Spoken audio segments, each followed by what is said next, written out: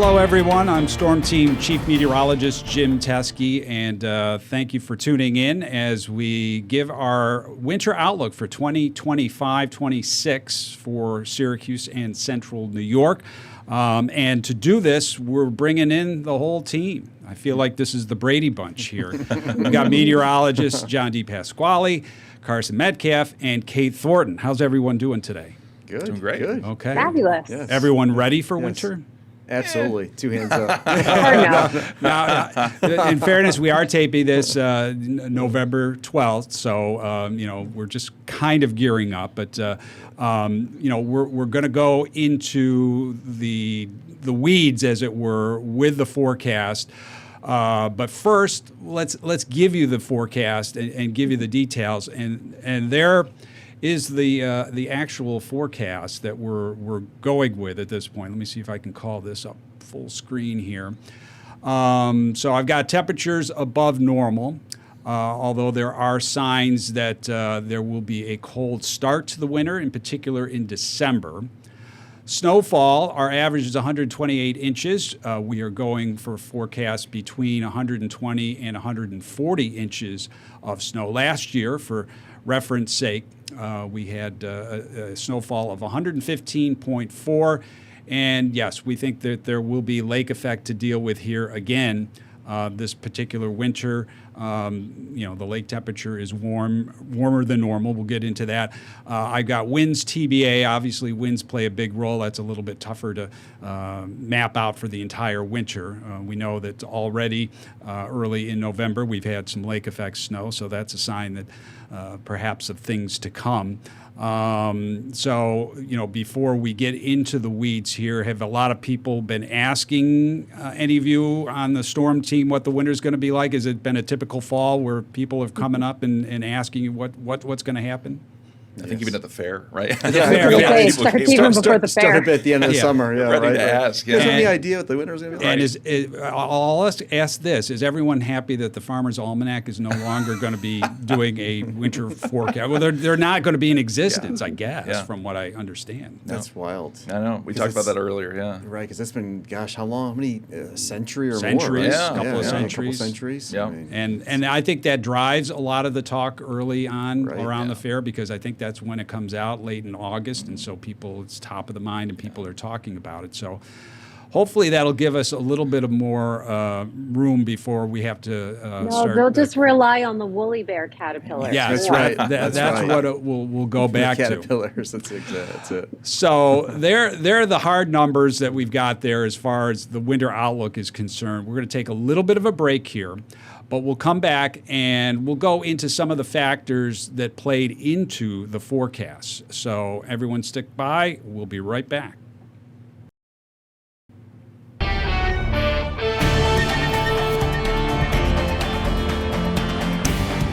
And welcome back to this winter 2025-26 preview with the Storm team. I'm Chief Meteorologist Jim Teskey, and we've got the whole Storm team together. Rare feat to get everyone together here. As we mentioned, for the outlook, we're going for above normal temperatures, 120, 140 inches of snow.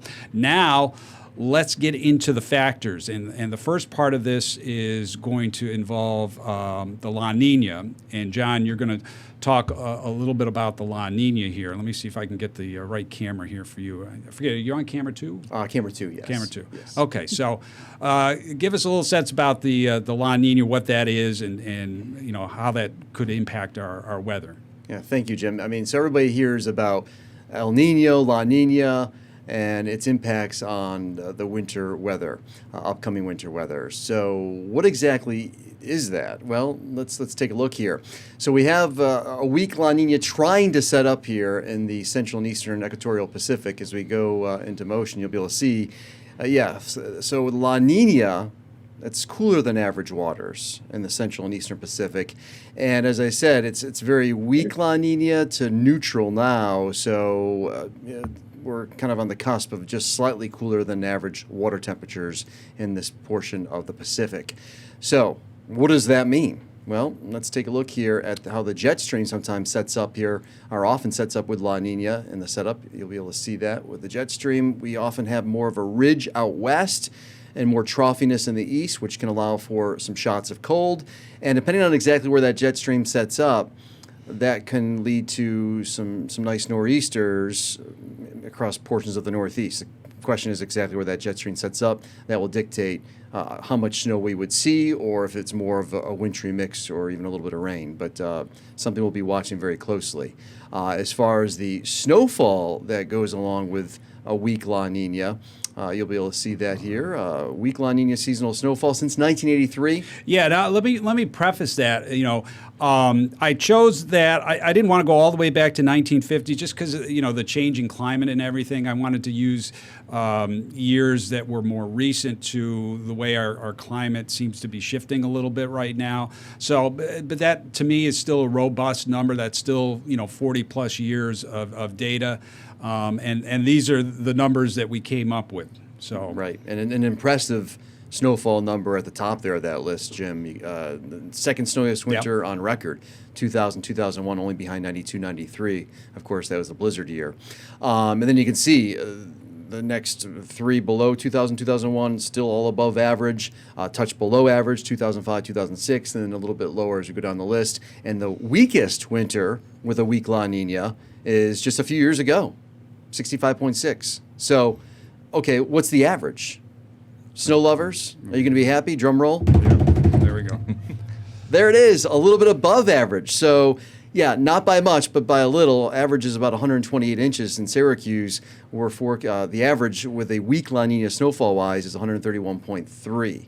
So that's a decent winter. And based on the last several winters, other than last winter, that's an impressive winter because we have not had a lot of snowy winters here. Yeah, again, last winter was 115 inches. And I'm going to throw this in here at this point because, the strength of the La Nina matters. How cold are the equatorial waters in the Pacific? And you want the sweet spot, if you're a snow lover, is that weak La Nina. Right. Because if it's a moderate La Nina, the numbers go way down.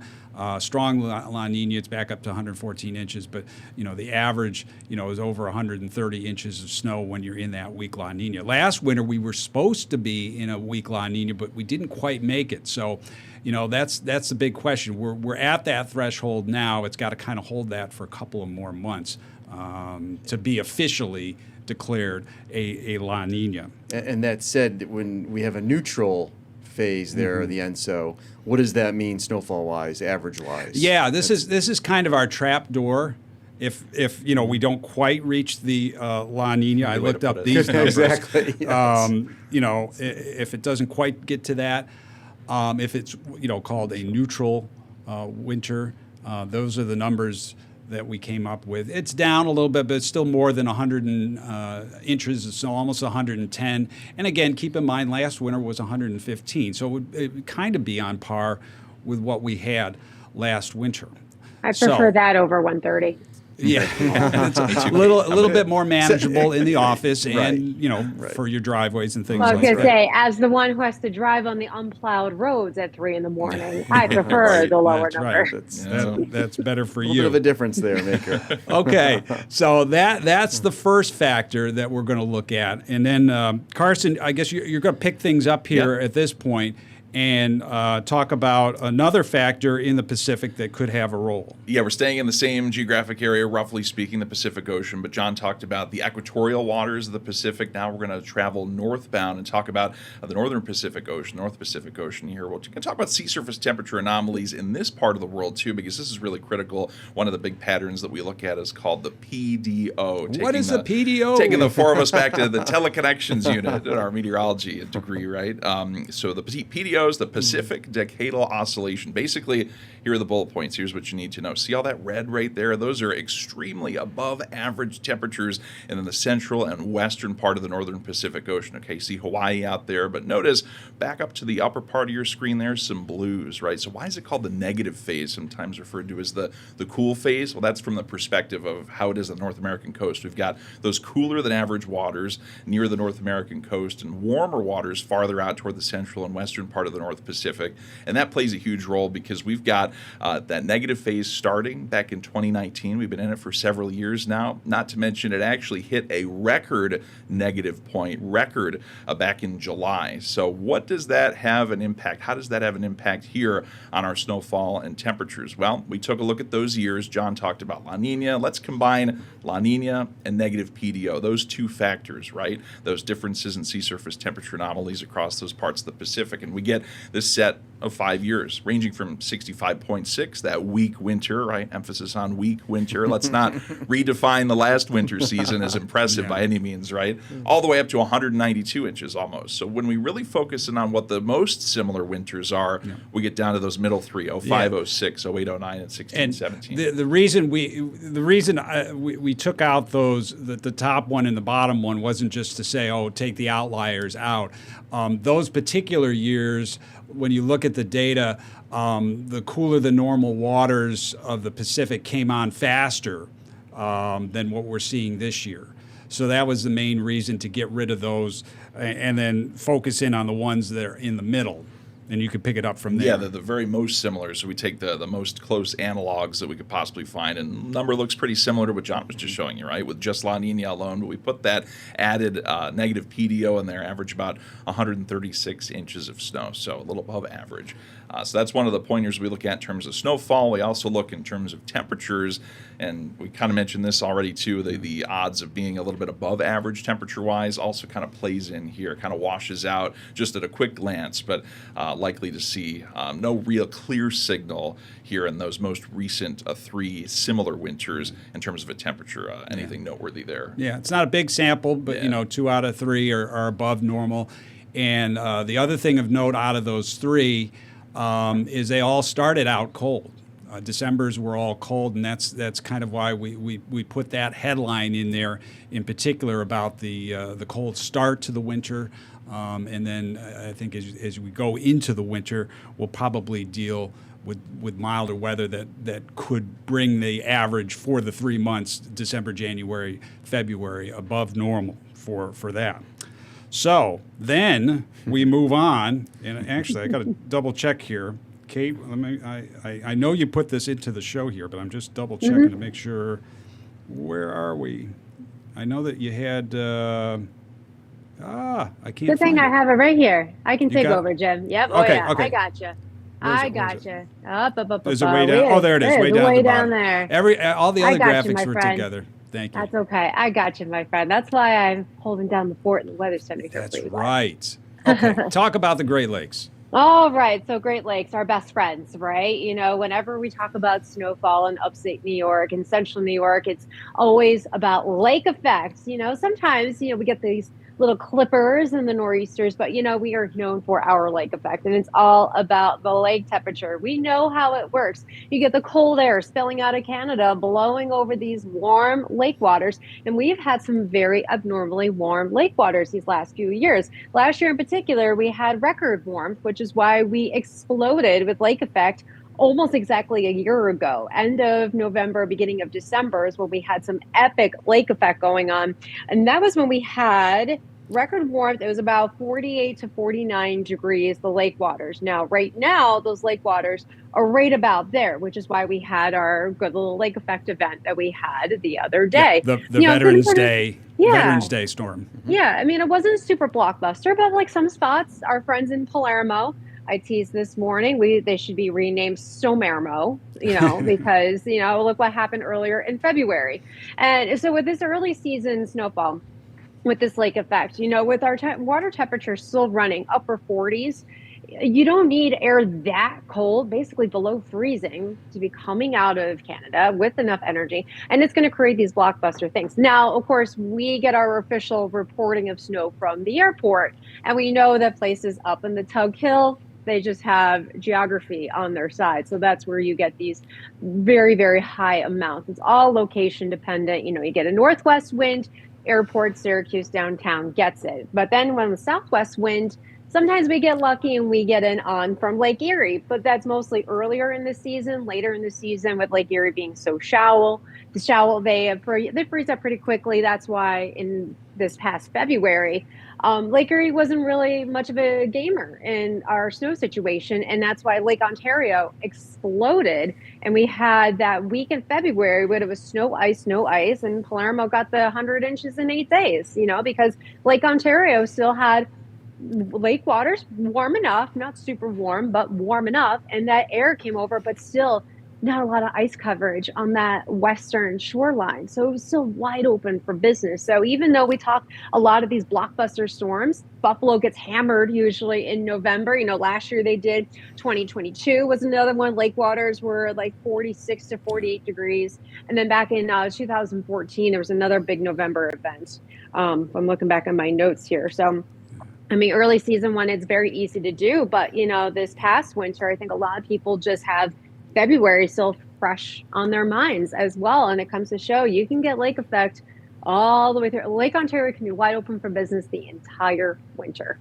Yeah, you had some examples in here. I don't, which two? You've got two in here. Yeah, are they both November? Yep, they're both November. Yep.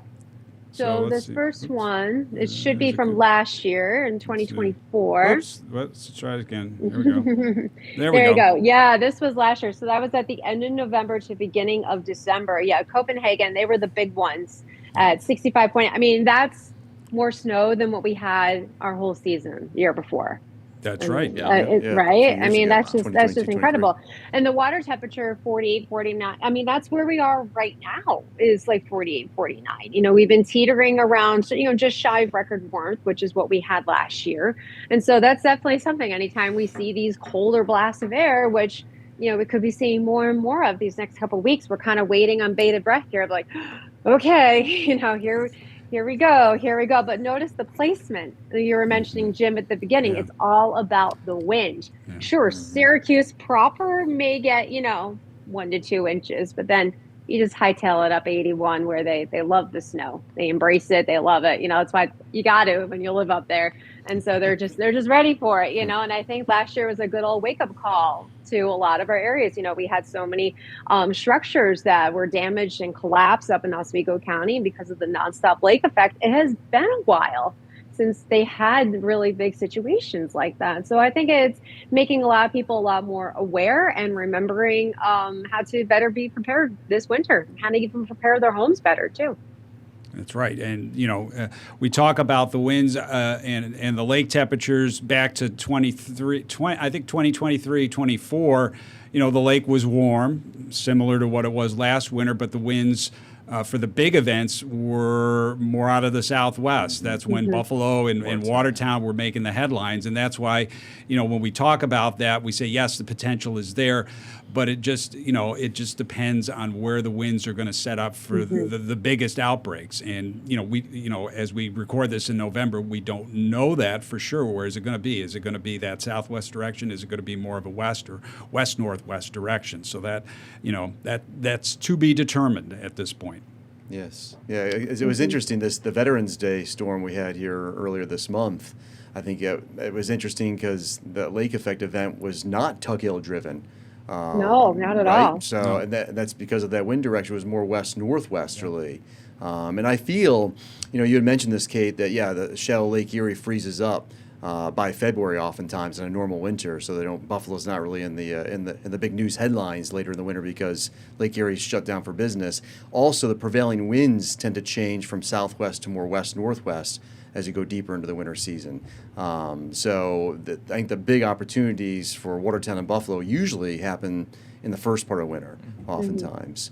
But it is about location. Yeah. And as Kate had mentioned with the Tug Hill Plateau at Orographic Lift, it is and the snow, people love it up there, right?